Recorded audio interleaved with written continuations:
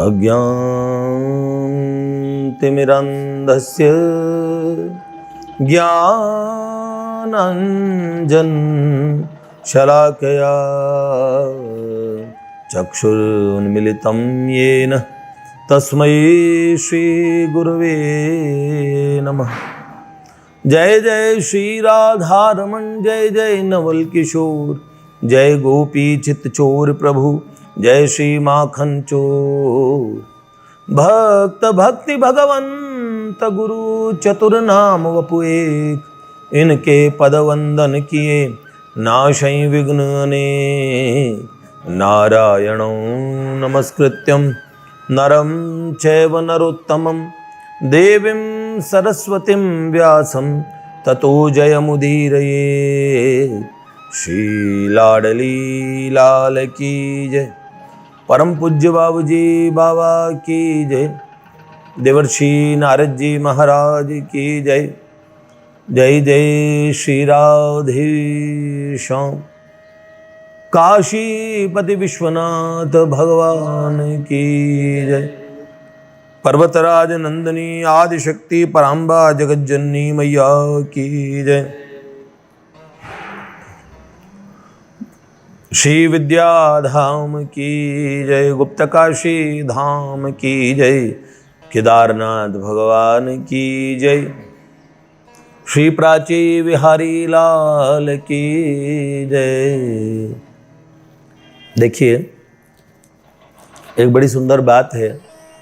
कई दिन से हम इतने व्यस्त थे कि ये समय हमारे पास नहीं होता था। आज समय था तो श्री पतित पावन भैया ने कहा कि प्राची जी के विषय में कुछ कहिए। पतित पावन भैया कह रहे थे, कई भाई लोग पूछते हैं। पतित पावन भैया ने कहा मैसेज से उनसे पूछते हैं कि भैया प्राची जी को भूल गए क्या। देखिए, प्राची जी का चरित्र पूरा सुनाना हमारे मन में ये बात थी कि हम सुनाएं। बाकी तो शेष प्रभु के हाथ में इच्छा है। एक सुंदर ब्रज हास्य चरितम, भगवान श्याम सुंदर की सुंदर लीलाओं को सुनाने का बड़ा मन में भाव है। जब प्रभु कृपा करेंगे, जब ऐसा कोई बानक बनेगा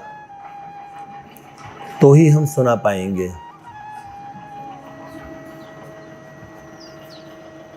भगवान चाहे तो क्या नहीं हो सकता। मूकम करोति वाचालम पंगुम लंघयते गिरिम, यत् कृपा तमहम वंदे परमानंद श्री माधवम। माधव जो परमानंदमय है, वो कब है?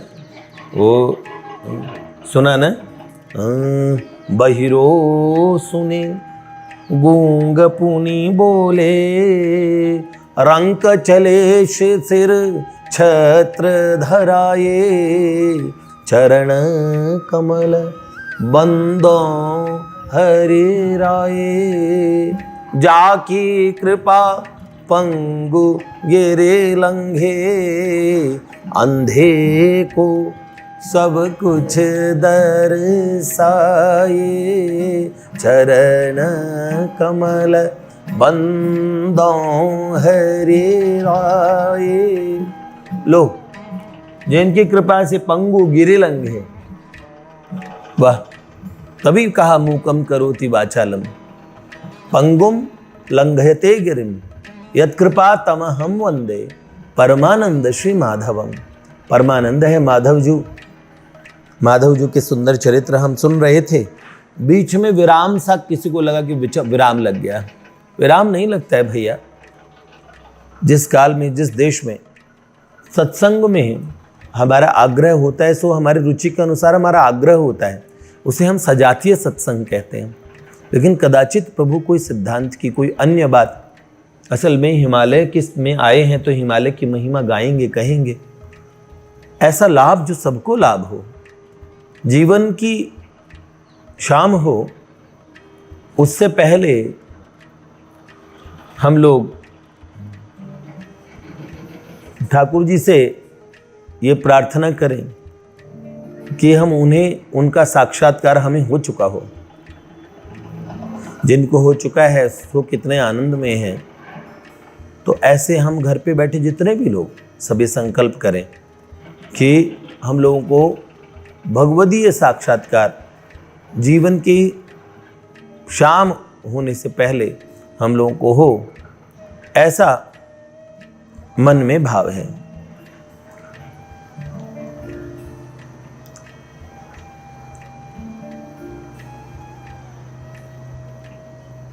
ये जो धाम आते हैं, हम हिमालय आए, भगवान महादेव की कृपा प्राप्त करेंगे।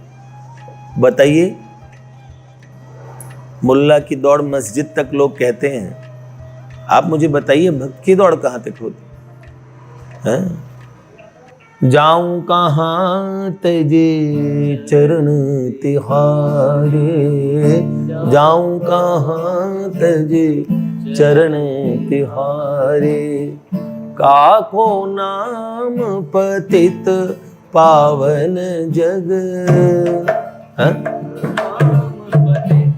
पावन जग कही अति दीन पियारे,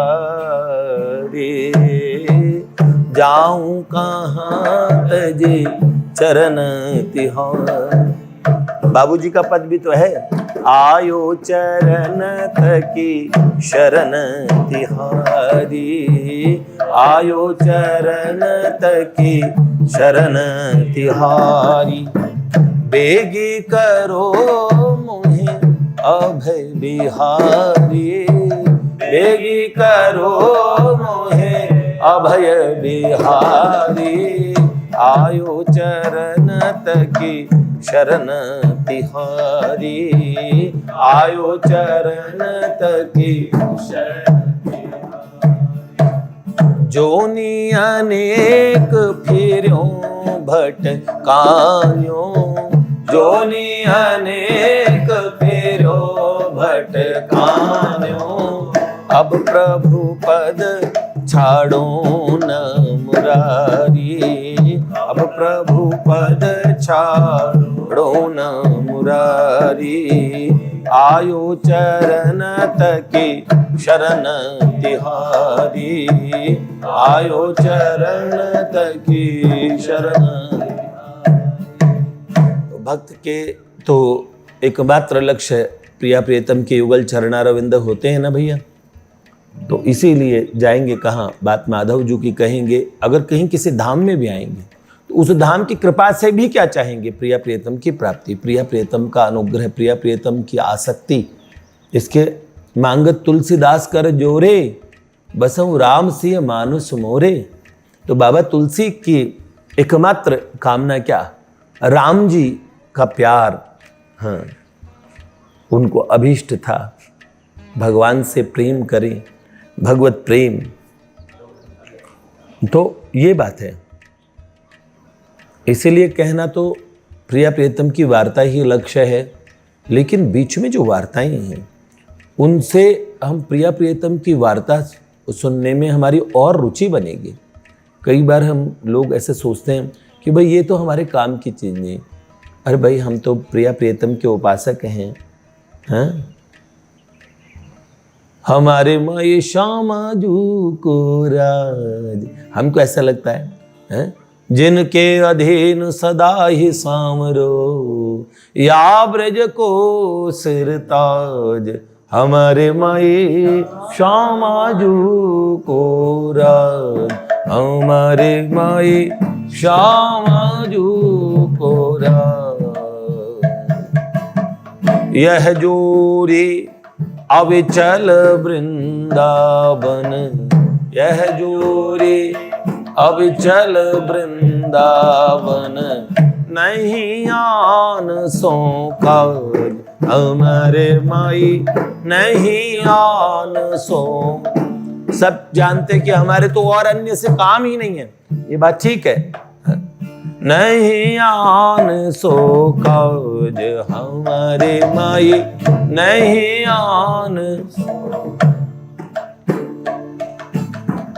बेठल विपुल बिहारी केवल, बेठल विपुल बिहारी केवल, बेठल विपुल बिहारी केवल, बेठल विपुल बिहारी केवल, बेठल विपुल बिहारी जू केवल,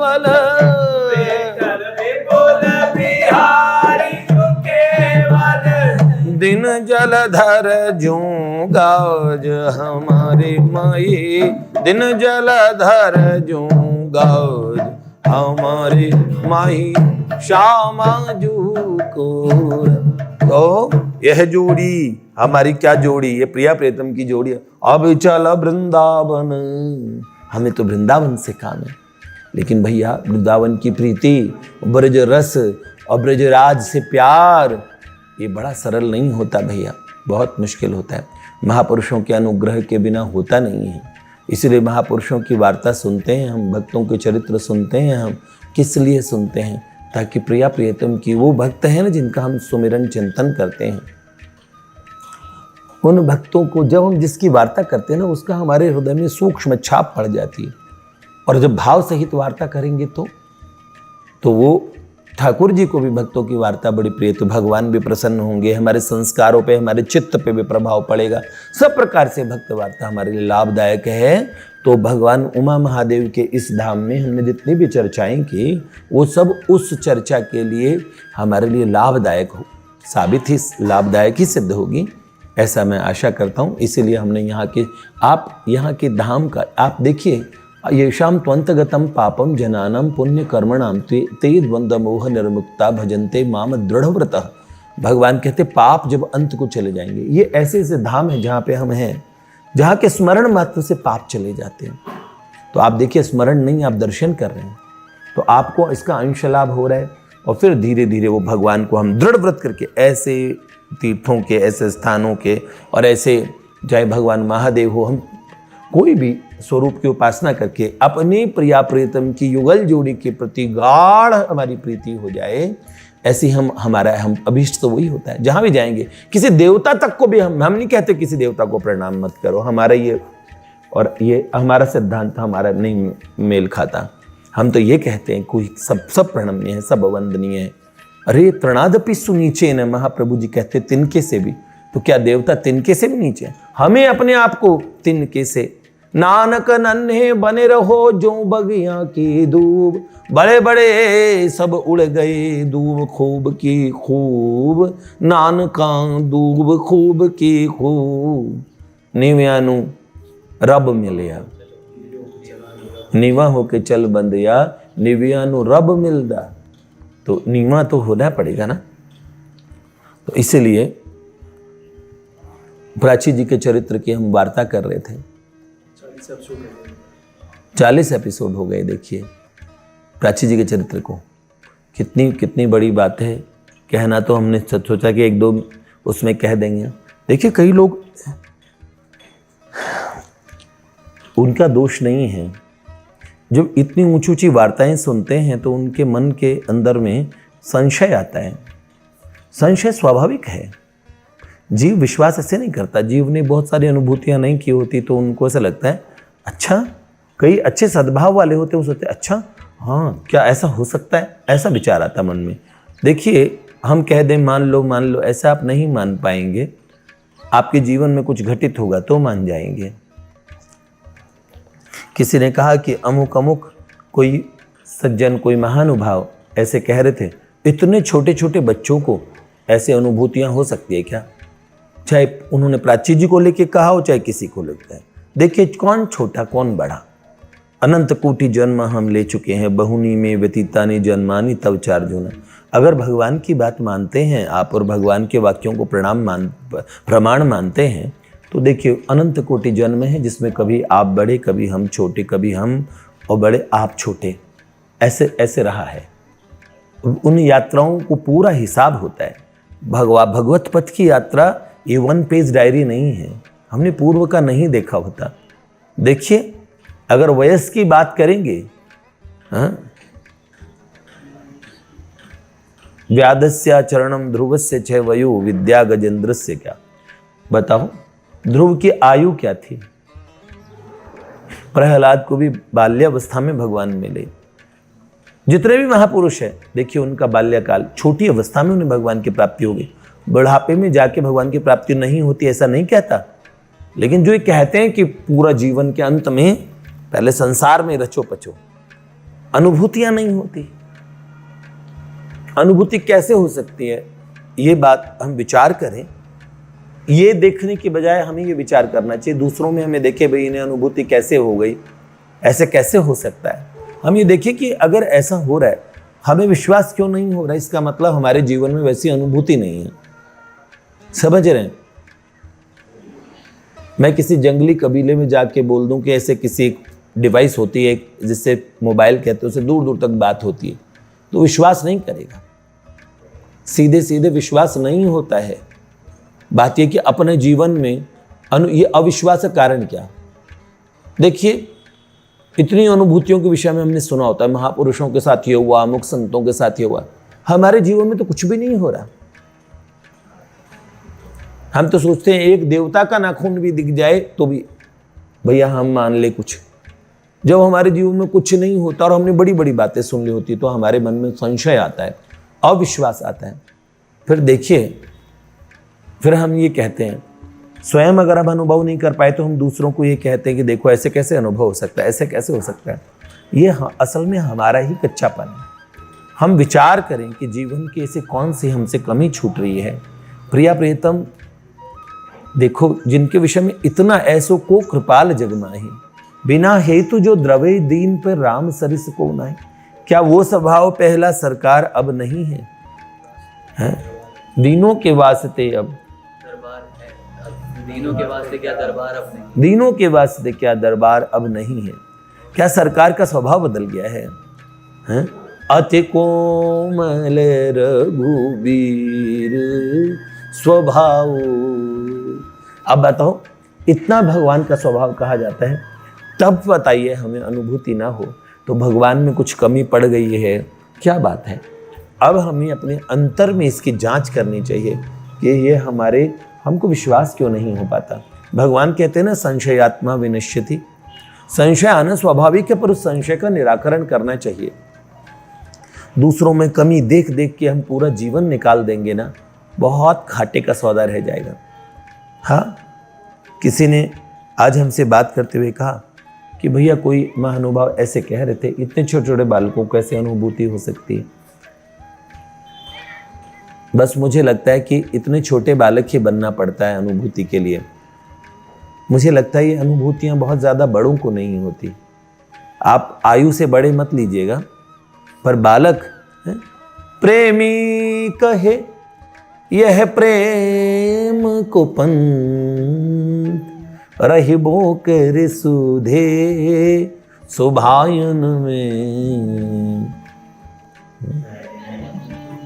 रह रे मन तू चित चैन सो,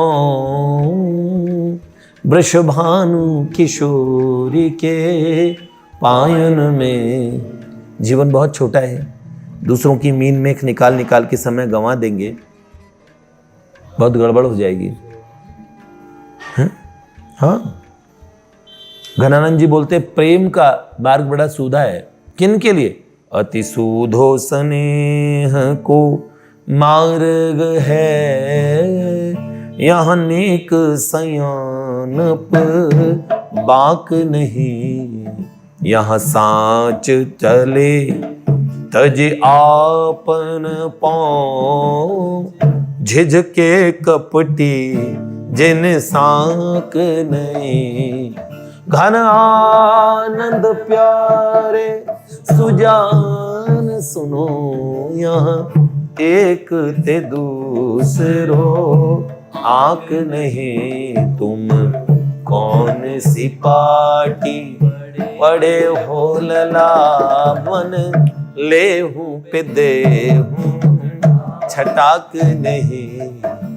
तो देखो भैया, मैंने बहुत ऊंची ऊंची अनुभूतियों की बातें कह दी आपसे। आपके जीवन में अनुभूति नहीं होगी तो आप इन सब बातों को रिजेक्ट कर लेंगे। आप श्रद्धावान होंगे तो एक्सेप्ट कर लेंगे, कुछ लोग नकार देंगे, कुछ लोग स्वीकार करेंगे। मैं तो ये कहता हूँ कि आप नकारना आपका अधिकार है, किसी चीज़ को रिजेक्ट करना बिल्कुल सिरे से बकवास है, सब ढोंग है, पाखंड है, झूठ है, फरेब है, ऐसे भी कह के आप अपने आप को।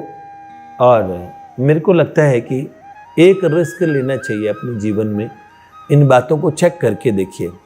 इसमें बहुत बड़ी बात है, संशय करना खराब नहीं मानता, मैं खराब नहीं मानता, क्योंकि मैंने बहुत बड़ा जीवन संशय करके निकाला है, महापुरुषों पे भी संशय किया है, लेकिन कुछ महापुरुषों की वाणी पे मुझे विश्वास हो गया था, उसका बहुत अच्छा फल रहा।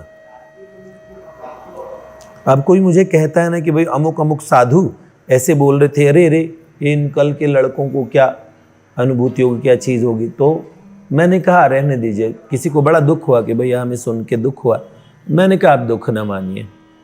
वास्तव में सब अपने अपने जो जिस धरातल पे होता है वो उस धरातल से देख के बात करता है। उनको जैसा लगता है भगवान ने उनको अपना स्वत्व दिया है।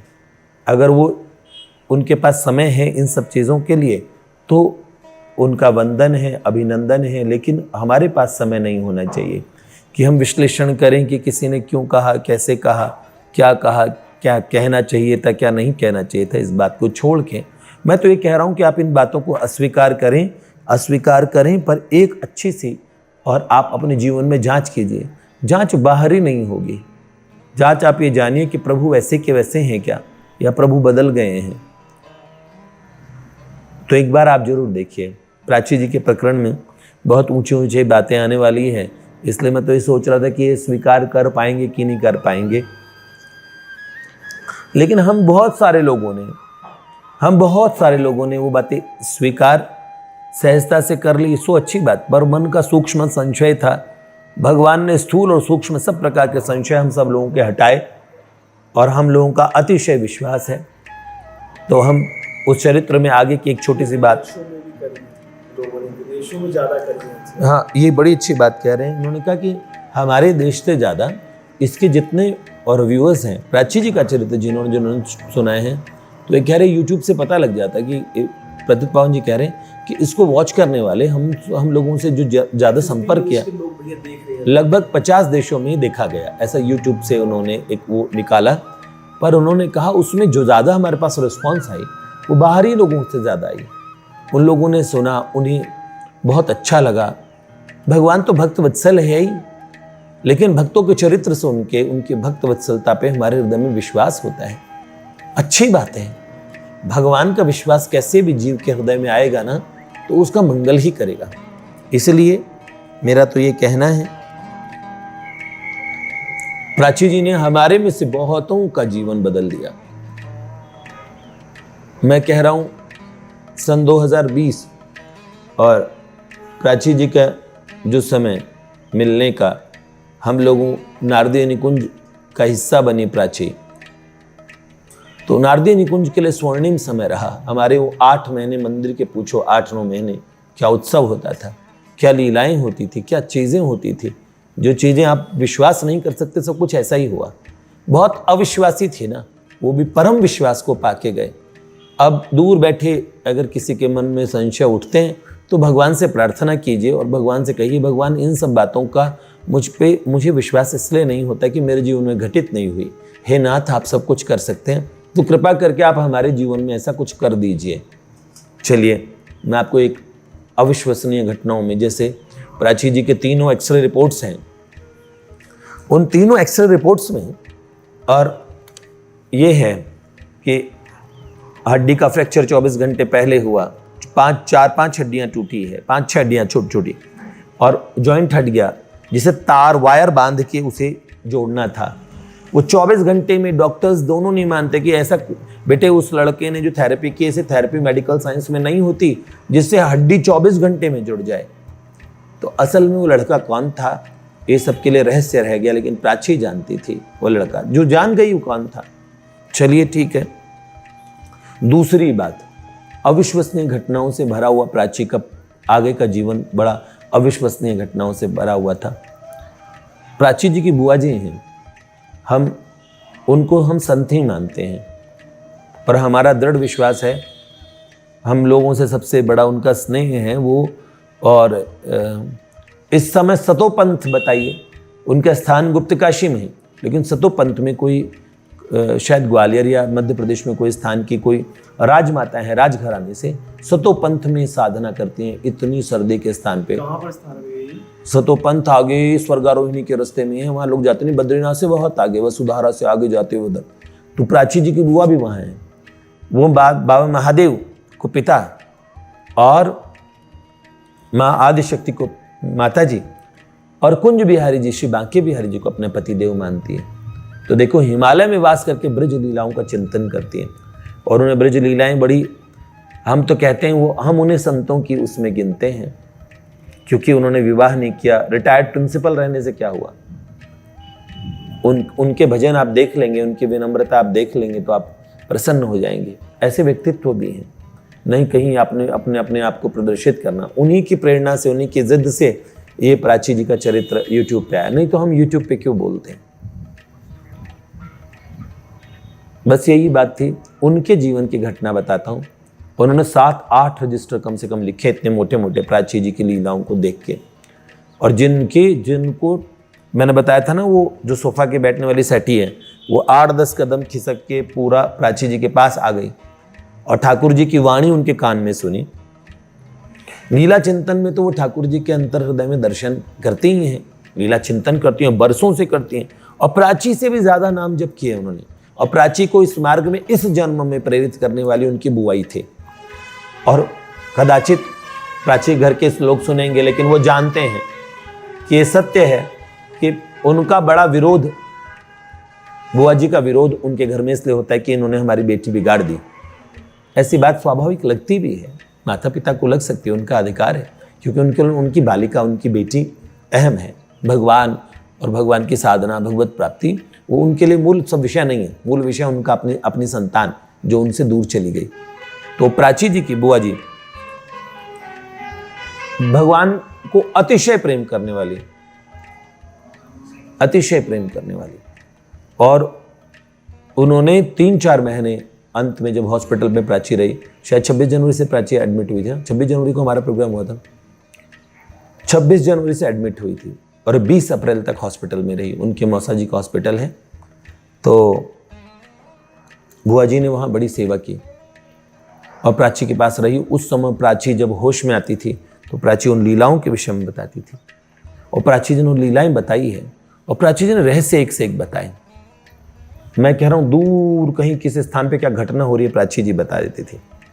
ये घटनाएं हमने शास्त्रों में सुनी है, महात्माओं के चरित्रों में बहुत सुनी है, पर देखी तो प्राची जी के चरित्र में ही देखी, क्योंकि हमारे बरतने में उनका ही आना हुआ कि दूर दर्शन, दूर श्रवण, दूर से चीज़ों को सुन लेना, बात करना। आप बैठे हैं, आपने क्या कपड़े पहने, सिर्फ इतना नहीं, आप मन में क्या सोच रहे हैं वो भी बहुत दूर से बता देना। तो एक बात बताता हूँ उनके, प्राची जी के और चाचा जी इंस्पेक्टर हैं और इंस्पेक्टर साहब की अभी पिछले साल पंचायत इलेक्शन हुए थे, उनमें ड्यूटी लगी थी। तो उन्होंने अपनी और बहन को, जो मतलब बुआ जी, प्राची की बुआ, तो प्राची के एक तो पिताजी और एक छोटे भाई हो गए चाचा जी, और बुआ भी शायद उनके 2 हैं। तो ये जो बुआ जी हैं, इनका अपने छोटे भाई से बहुत बनती है। इंस्पेक्टर होने के बाद में, और इंस्पेक्टर साहब की पत्नी दरोगा जी और उनकी धर्मपत्नी, वो सब भगवान के बड़े भक्त हैं। प्राची जी के वो भी बड़े भक्त हैं। प्राची के माता पिता अच्छे लोग हैं, सज्जन लोग हैं, लेकिन भगवत आस्था को और लगभग नकारते हैं। भगवान को मानते हैं कि भाई हम भी ऐसे पूजा पाठ करते हैं, भगवान को मानते हैं, हाथ जोड़ते हैं, लेकिन भगवान में ऐसे समय, अगर कोई भगवान है तो है, उनमें समय बर्बाद क्यों करना। ऐसी विचारधारा इनके माता पिता की थी। तो इसलिए आपस में दोनों की विचारधारा न मेल खाने से ये समस्या हो सकती है। तो वास्तव में इसमें विचार की कोई बात नहीं। ऐसे अगर मान लो 2 और मतभेद होना स्वाभाविक है। तो प्राची के चाचा जी के पास में बुआ जी रहती थी, या तो वो प्राची के पास रात भर भी रुकती थी, पर बीच बीच में वो जाती थी रात में रुकने, तो प्राची के चाचा जी के यहाँ रुकती थी। प्राची के घर पे तो बुआ जी का आना जाना नहीं था, और फिर भी प्राची के लिए उन्होंने कहा कि चाहे मुझे अपमान सहना पड़े, लेकिन मुझे प्राची के पास रहना है। एक दिन रात्रि में प्राची के माता पिता हॉस्पिटल में रुके, तो उस दिन बुआ जी चाचा जी के पास में चली गई, मतलब प्राची के चाचा के पास में। सुबह उन्हें आना होता था कि भाई, क्योंकि प्राची के माता पिता सुबह 9 बजे तक उनके पिताजी की जॉब होती थी और उनके ऑफिस का टाइम होता था, इसलिए 9 बजे हर हालत में निकल जाते थे उनके पिताजी। तो प्राची के पास अटेंडेंट रहना जरूरी होता था, किसी को साथ में रहना। अब एक घटना हुई, प्राची जी की बुआ जी उधर से प्रतीक्षा कर रही हैं और छोड़ने के लिए घर पे कोई नहीं। चाचा जी चले गए पंचायत इलेक्शन में, वहाँ पे कोई नहीं, उनके घर में कोई भी नहीं। अब प्राची की चाची और बुआ दोनों जने बात कर रहे हैं कि आज कोई और ऐसा व्यक्ति छोड़, क्योंकि असल में बुआ जी को छोड़ने चाचा जी उस बिजी रहते थे, तो एक सब इंस्पेक्टर थे एसआई, तो वो छोड़ने आते थे। और उस दिन क्या हुआ कि पंचायत इलेक्शन के कारण वो आ नहीं पाए और 11-12 बज गए, लगभग 12 बजे के आसपास की बात है। और 12 बज गए और प्राची जी की बुआ बहुत चिंता कर रही थी। उसी समय में एक बात होती है, उनके घर की और चाचा जी घर की डोरबेल किसी ने बजाई।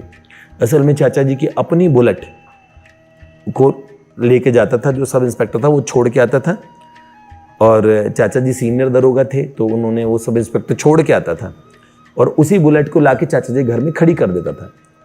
वो उनके पास, क्योंकि वो बड़े ईमानदार सज्जन है, वो अपने पर्सनल कामों में उस बुलेट का यूज़ अपने पर्सनल काम के लिए करते हैं, और जो पुलिस का जो वाहन है उसका प्रयोग अपने व्यक्तिगत कामों में नहीं करते। तो वो उनकी व्यक्तिगत बुलेट, तो वो बुलेट उन्होंने, और वो सब इंस्पेक्टर उससे छोड़ के आता और फिर वापस लाके वहीं खड़ी करता, चाबी देता। पर उस दिन सब इंस्पेक्टर साहब नहीं आए लेने के लिए। प्राची की बुआ वेट करती रही भाई, और उनके चाचा जी का फ़ोन नहीं मिला। तो बुआ जी को चिंता थी कि प्राची के पापा 9 बजे चले गए होंगे, 2-3 घंटे तक प्राची का अकेला रहना ठीक नहीं है। तो उस समय जो घटना होती है वो बड़ी विलक्षण घटना थी कि, और उस दिन गेट नॉक किया, जब डोर बेल बजी तो प्राची की उन्होंने दरवाज़ा खोला, और दरवाज़ा खोलते ही उन्होंने देखा एक यंग एज सब इंस्पेक्टर खड़े हैं सामने। तो सब इंस्पेक्टर साहब, उन्होंने मास्क लगाया हुआ है, तो मास्क लगाया हुआ है, उन्होंने देखा, प्राची की बुआ पहचान गई कि भाई, उन्होंने बोला आप लेट हो गए, आप नहीं, आपको किन्होंने बोला? तो उन्होंने बोला भाई मेरे को आपके भाई साहब ने बोला, मुझे दरोगा जी ने बोला। तो उन्होंने बोला जो सब इंस्पेक्टर हमेशा छोड़ने आते आज वो नहीं आए, आप आए। तो उन्होंने बोला कि असल में आज उनकी माताजी का स्वास्थ्य खराब है, जो सब इंस्पेक्टर साहब, उनकी माताजी का स्वास्थ्य खराब है, तो आज मुझे कहा है सर ने छोड़ने के लिए, मैं छोड़ दूंगा आपको, चिंता मत कीजिए। उन्होंने कहा, उस लड़के ने, एकदम युवा अवस्था का लड़का, और उसने मास्क लगाया हुआ है, उन्होंने प्राची की बुआ जी को पास में बिठाया और बाइक पे बिठाया। तो और उन्होंने कहा कि ठीक है। अब वो बुलेट लेके गए, और रास्ते में वो बुलेट जब चला रहे थे तो भैया कुछ कोई मन में कुछ गुनगुनाते हैं, कुछ गाते हैं। बुआ जी बहुत धीर गंभीर स्वभाव की हैं, उनसे वार्ता करते हैं तो पहले ही पता लगता है कि भक्त में गांभीर्य बहुत होता है, ऐसी चंचलता कम होती है।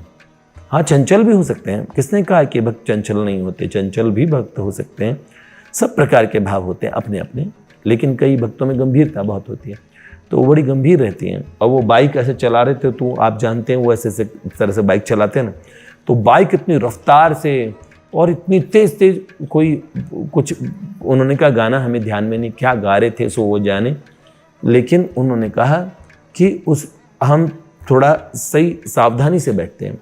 अब आयु उनकी 65 वर्ष लगती नहीं है, यद्यपि 65 वर्ष की उनका, और भगवान ने बड़ा, क्योंकि उनका तेज, उनका भजन इतना है, जीवन संयमित है, संतुलित है, भोजन आहार निद्रा सब पे उनका कंट्रोल है, तो सब प्रकार से तो बुआ जी ने उन्हें कहा, आपने बेटे ये बाइक है ना धीमी चलाओ, ऐसे नहीं चलाओ। अब कोई ट्रक वाला है, ट्रक वाले के बगल से निकाली, अब उस ट्रक वाले को कुछ उल्टा बोला, उन्होंने कुछ ऐसा बोला, मतलब बेचारा ट्रक वाला भी अचंभा करे, उसे भी सुनाते हुए गए, और बाइक इस तरीके से चला रहे हैं। तो बुआ जी ने स्वाभाविक कहा, बेटे बाइक धीरे चलाओ, इस तरह से बाइक नहीं चलाती, इतनी रफ्तार से चला। तो उन्होंने कहा, पर न मैडम लेडीज़ लोग को अच्छा लगता है, ऐसे चलाएंगे तो लेडीज़ लोग को अच्छा लगता है। तो उन्होंने कहा, बेटे वो लेडीज़ लोग अलग होती होंगी, हम तुम्हारी माँ की उम्र के हैं। तो उन्होंने कहा, जान दीजिए मैडम, माँ जी तो हमारी घर पे हैं। तो उन्होंने कहा, इस तरीके से बाइक चला रहे थे। तो उन्हें बड़ा ही, और अब इतनी शरारत की उन्होंने कहा रास्ते में, तो बुआ जी बड़ी परेशान हो गई। और फिर उसके बाद में उन्होंने जब हॉस्पिटल पहुंचे नीचे जहाँ पे रिसेप्शन होता है उसके बाहर में, और बाइक रोक के चाबी देने लगे बाइक की, ये रख लीजिए। तो उन्होंने कहा नहीं जी, ये बाइक की चाबी लेके हम क्या करेंगे, बाइक वापस पहुंचानी होती है उनके घर पे, चाबी उनको दीजिएगा मेरे भाई साहब के यहाँ पे। वो पिछले वाले सब इंस्पेक्टर आते थे तो वो बाइक दे के आते थे। तो उन्होंने प्राची की बुआ जी ने कहा ठीक है, और इतना बोल के ओके, लड़का बोला okay bye see you ta-ta ऐसे करके, और ठीक है। अब बुआ जी ऊपर चली गई, स्वाभाविक बात थी, यहाँ तक कुछ नहीं। प्राची जी के पास रही पूरे दिन। शाम को फ़ोन आता है और उनके भाई, छोटे भाई का, प्राची के चाचा का। उन्होंने बोला जी बाइक कहाँ पे है, वो मोटरसाइकिल। तो उन्होंने बोला वो तो तुम्हारा सब इंस्पेक्टर ले गया। तो उन्होंने बोला सब इंस्पेक्टर ले गया पर वो बाइक यहाँ नहीं खड़ी करके गया। तो उन्होंने बोला आज वो वाला सब इंस्पेक्टर नहीं आया। अच्छा नाम, बुआ जी ने पूछा कि बेटा तुम्हारा नाम क्या है, जाते हो पूछा। तो उन्होंने कहा मेरा नाम, हंस गए, मेरा नाम तो रजनीकांत है। रजनीकांत कोई नाम है? रजनीकांत तो आप जानते हो एक फिल्म स्टार हैं और जिनके स्टंट्स बड़े माने जाते हैं। तो हंस के कहा मेरा नाम रजनीकांत है। और शरारत में उनका पूरा जो चेहरा तमाश को ढका था और उनकी आंखों से शरारत का पता लगता था। यहाँ तक की बात चलिए नॉर्मल है। रात को पूछा चाचा जी ने, तो उन्होंने कहा मोटरसाइकिल, तो उन्होंने बोला आज वो सब इंस्पेक्टर दूसरा भेजा ना तुम्हारा, तो वो रजनीकांत नाम से आए थे।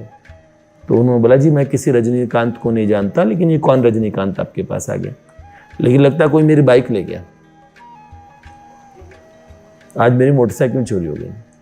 तो बुआ जी ने कहा हाँ बड़े अजीब से व्यवहार का था, बाइक भी बिल्कुल ठीक नहीं चला रहा था। पहले जो मोटरसाइकिल, पहले जो व्यक्ति लड़का आता था वो सही से छोड़ता था, सही से बाइक चलाता था, ये तो बिल्कुल ही एकदम शरारती। इस तरीके से बुआ जी ने उनको कहा। सुबह, और बुआ जी जब और उस दिन रात्रि में वहीं रुकी बुआ जी। सुबह जब वो जाने के समय आके देखती हैं तो वहाँ बुलेट वहीं खड़ी थी। तो उन्होंने और अपने और भाई को फ़ोन किया सुबह सुबह कि मैं निकल लूँगी, तब तक प्राची के पिताजी माताजी वगैरह एक बार मिलने आएंगे, थोड़ी देर बाद में मैं स्नान वगैरह करके दोबारा आ जाऊँगी। तो बुआ जी ने कहा मैं सुबह सुबह अर्ली इन द मॉर्निंग आती हूँ। तो 6-6:15 बजे उन्होंने बोला मैं अपने भाई को फ़ोन करूँ, उससे पहले ही मेरी भाभी का फ़ोन आया। उन्होंने फ़ोन आया, उन्होंने कहा जी बहुत अलग बात हुई है। तो बोले क्या बात हुई है? उन्होंने बोला देखो कल बाइक गायब थी। उन्होंने बोला अरे बाइक गायब नहीं, उनका नाम बोला बुआ जी ने, बाइक तो यहाँ खड़ी है। तो बोले जी बताओ चाबी कहाँ पे है? तो बोले चाबी तो हमें पता नहीं। बोले चाबी मिली हमारे उनके घर पे, उनके चाचा जी कहें युगल सरकार की सेवा करते हैं, तो उनके घर के ठाकुर जी के चरणों में चाबी रखी हुई थी। तो वो व्यक्ति मतलब कि बाइक वहां छोड़ गया, मोटरसाइकिल वहीं छोड़ गया और वो चाबी उनके घर पे रखी है। वो चाबी कैसे पहुंची?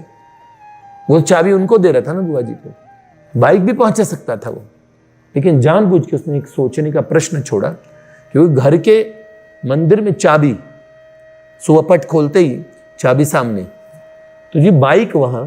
उन्होंने बोला अपनी और भाभी को कहा, प्राची की बुआ ने, कि भाभी बाइक यहाँ पे है, चाबी वहाँ पे है, फिर वो लड़का कौन था? जय जय श्री राधे। तो देखिए चाबी वहाँ मिली, चुराने वाला चोर होता है, अव्वल तो वो बाइक को लेके जाता, बुलेट के लेके जाता, बुलेट वहाँ छोड़ गया, अब बुलेट लेके कौन गया वहाँ, और फिर वो चाबी वहाँ कैसे छोड़ गया? ये सब बातें उनके लिए तो रहस्य की रही। लेकिन प्राची जी की बुआ बड़ी आस्तिक थी, तब तक वो समझी नहीं। उन्होंने बोले प्राची तुम कुछ जानती हो क्या इस विषय में? तो प्राची जी ने कहा नहीं हमें कुछ नहीं पता। नहीं प्राची तुम्हें सब पता होता है। वो लड़का कौन था? हाँ, उन्होंने कहा जो और ठाकुर जी थे क्या वो? बुआ जी ने कहा कहीं हमसे धोखा दे के गए हों, कोई ऐसी बात हो तो बताओ बेटे, ये बात मुझे बताओ कि ऐसी कौन सी बात है जो तुम छुपा रही हो।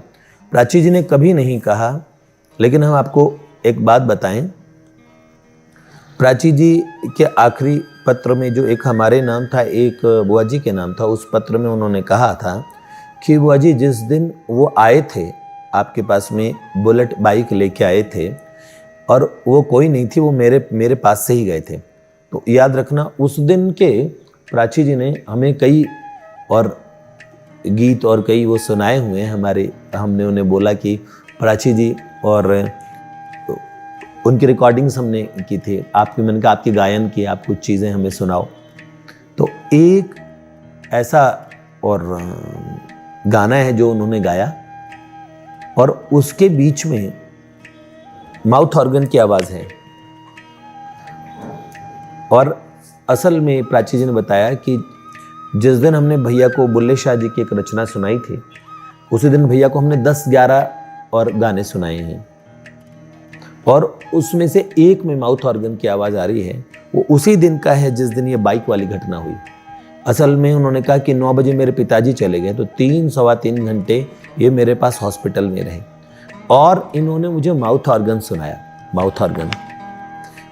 और असल में मेडिकल अटेंडेंट ने भी यही बात बताई थी कि जब प्राची के पास में वो गई कक्ष में, तो गेट बंद था, अंदर कोई माउथ ऑर्गन बजा रहा था। और ठीक 12 बजे के आसपास उन्होंने प्राची से कहा कि हम तुम्हारी बुआ को लेने जा रहे हैं, लेकिन उन्होंने बोला किसी को बताना नहीं। एक हमारे पास में प्राची जी का एक गाया हुआ है जिसमें ऐसे उन्होंने बीच में माउथ ऑर्गन से ऐसे धुन दी। तो प्राची जी ने ऐसे इशारा करके पूछा, जिस दिन वो टेलीफोनिक प्राची जी का हमारा कन्वर्सेशन उस दिन का रिकॉर्डेड है हमारे पास में, रिकॉर्डेड भी है। उस दिन जो उन्होंने गाया है, उस गाने के बीच में जैसे ही उनकी माउथ ऑर्गन की आवाज़ आई तो प्राची जी ने गाना रोक दिया, इशारा करके पूछा कि मैं भैया को बता दूं। वो उसी दिन वो हमें रिकॉर्डिंग्स करा रही थी, वो गाने जो हमने जो प्राची से सुने, और सेम डे की घटना है ये बाइक वाली। तो बुआ जी को उन्होंने पत्र में लिख दिया था कि बुआ हमने क्षमा कीजिए, हमने आपसे एक बात छुपाई थी।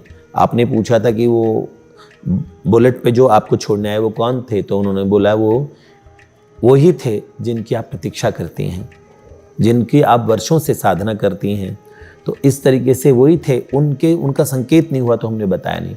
हमने भैया जी से भी बात छुपा ली कि उसी दिन हम भैया जी को वो सारे जो हमने फ़ोन पे सुनाया, भैया ने रिकॉर्डिंग की, उस समय वो हमारे पास ही बैठे थे और बीच में उन्होंने एक माउथ ऑर्गन की धुन दी। तो हमने इशारे में पूछा क्या, ऐसे कि बता दें भैया को, तो उन्होंने बोला नहीं, कि आप पास बैठे हो। मैंने इशारे में पूछा तो उन्होंने माउथ ऑर्गन रख दिया। इत्तेफाकन वो इतना सुंदर गाया हुआ है उनका, उसमें बीच में वो रुक जाती हैं और बीच में माउथ ऑर्गन की आवाज़ आती है, फिर वो ठहर जाती हैं, उसके बाद उन्होंने दोबारा गाया। उस दिन 10-11 रिकॉर्डिंग्स कराई थी उन्होंने और मैंने उनसे बड़े आग्रहपूर्वक ली कि मैं उनसे झूठ बोल के रिकॉर्ड नहीं करता था। मैंने कहा मुझे आज की रिकॉर्डिंग्स चाहिए, आज अगर जो तुम सुनाने वाली हो तो तुम सुनाओ। देखो जब वो उन्होंने सुनाया है तो जिनके लिए सुना रही वो नायक उनके सामने है, तो उनका इतनी अस्वस्थ अवस्था में, हॉस्पिटलाइज उस अवस्था में, जब उनके बार बार नाक में और फीडिंग पाइप लग जाते हैं, ऐसी अवस्था में जो उन्होंने गाया है, उस गाने में उत्साह, जोश, समर्पण, प्यार, सब चीज़ देखने लायक है। तो वास्तविक बात हमने यही सोची, वो जो भी गाती थी, अगर उन्होंने श्लोक गाया तो श्लोक, अगर उन्होंने पद गाया तो पद, उनके गाने में एक फीलिंग है। ऐसी फीलिंग हमने गाते हुए कभी किसी को सुनी नहीं है। जो हमारे पास कई लोग प्राची जी का चरित्र सुन के आए, उन्होंने प्राची जी की और चित्र वगैरह देखने के लिए, उनकी आवाज़ सुनने के लिए, तो कई लोगों को हमने सुनाया भी है, कई लोग सुन के गए हैं हम लोगों के पास। अब यहाँ पे भी गुप्त काशी में भी आए, हमने गुप्त काशी में भी और प्राची जी के दर्शन कराए। लेकिन कब तक हम रखेंगे ये? वास्तव में प्रभु नहीं चाहते तो वो रिकॉर्ड ही ना होती, वो बात रिकॉर्ड नहीं होती, वो माउथ ऑर्गन की आवाज़ नहीं आती, पर उन्होंने हम पे कृपा करने के लिए वो रिकॉर्डिंग कराई होगी। पर मैं ये सोचता हूँ वो कौन और शरारती छोरा था जिसने एकदम सब इंस्पेक्टर की सुंदर पोशाक पहनी हुई और जो ट्रक वाले को, जिस ट्रक वाले को वो गाली दे के आए रास्ते में, कैसे चला रहा बे, और सुना दिया ट्रक वाले को, कुछ बोल दिया।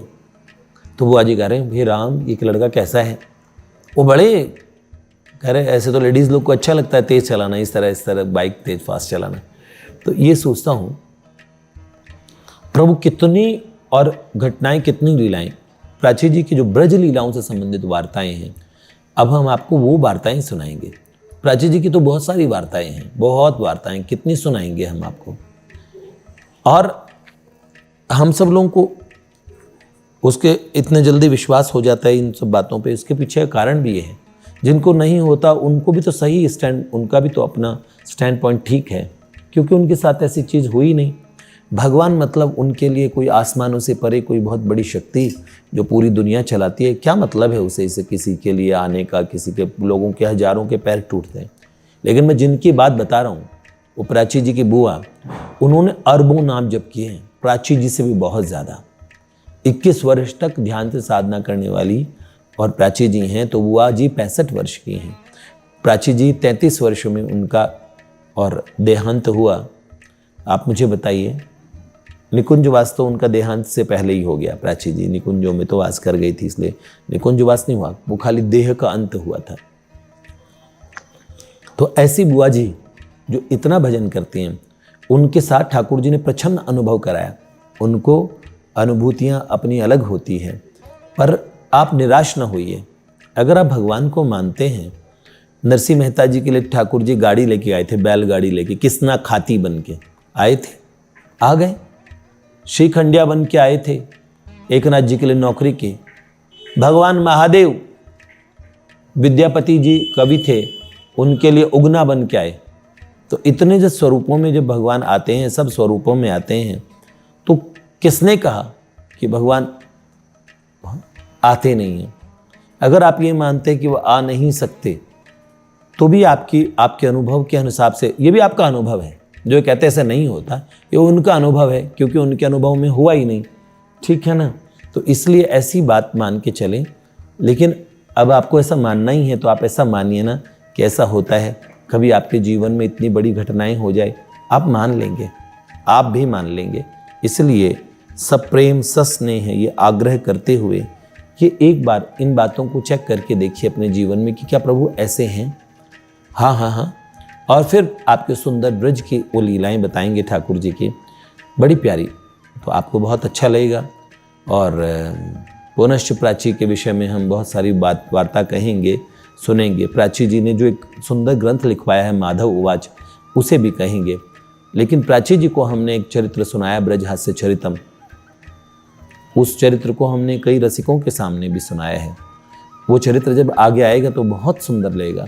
श्री कृष्ण की इतनी सुंदरतम लीलाएं हैं, आपका लीला चिंतन बढ़ेगा। मुझे लगता है जो भी हमें भगवान की अनुभूति होगी ना, वो यहाँ से होगी। इसलिए यात्रा, भगवान क्या होता है, दर्शन देते हैं, भगवान अंतर ध्यान हो जाते हैं। अंतर ध्यान मतलब भीतर ही चले जाते हैं, वो हमारे हृदय अरविंद से प्रकट होते हैं। इसलिए मेरा मन है कि थोड़ी हम अंतर की यात्रा करते रहें। बाहर की जितनी यात्राएं कर रहे हैं, उन यात्राओं से जो पुण्य मिलेगा, जो लाभ होगा, जो आध्यात्मिक रूप से हम चार्ज होंगे, उससे हम भीतरी यात्रा के योग्य बनेंगे। इसलिए अंतर में लीला चिंतन, प्रभु का स्मरण, ये जरूर जरूर जरूर करना चाहिए। और भगवान कुछ भी कर सकते हैं। आपको इसलिए अजीब लगता है कि हाय हाय बाइक चला दी, कार चला दी, अरे हमें कुछ भी अजीब नहीं लगता, हमें कुछ भी अजीब नहीं लगता। हमें पता है अनंत कोटि ब्रह्मांड चला रहे हैं, सब कुछ चलाते हैं, सब कुछ, वो आपको भी चला रहे हैं। ठीक है, आपके श्री चरणों में प्रणाम। जय जय श्री राधे।